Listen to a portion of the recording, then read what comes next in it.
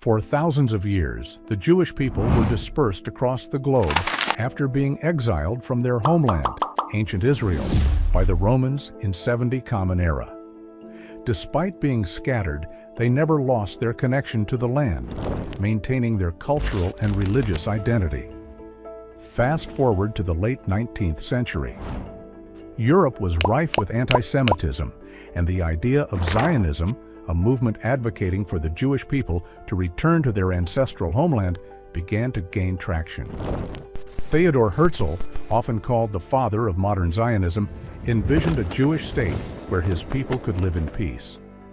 In 1917, during the World War I, the British government issued the Balfour Declaration, supporting the establishment of a national home for the Jewish people in Palestine. At the time, Palestine was under Ottoman rule, but after the war, it became a British mandate. This set the stage for waves of Jewish immigration, which created tensions with the Arab population already living there. The Holocaust during World War II became a tragic turning point.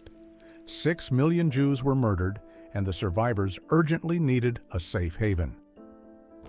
In 1947, the United Nations proposed a partition plan, dividing Palestine into 2 states, one Jewish and one Arab, with Jerusalem as an international city.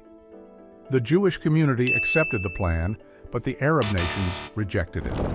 Today, Israel is a global powerhouse in technology, agriculture, and defense, but its journey has been anything but easy. Israel's story is a testament to the power of perseverance and the complexities of rebuilding a nation in the modern world. What are your thoughts on Israel's journey? Let us know in the comments.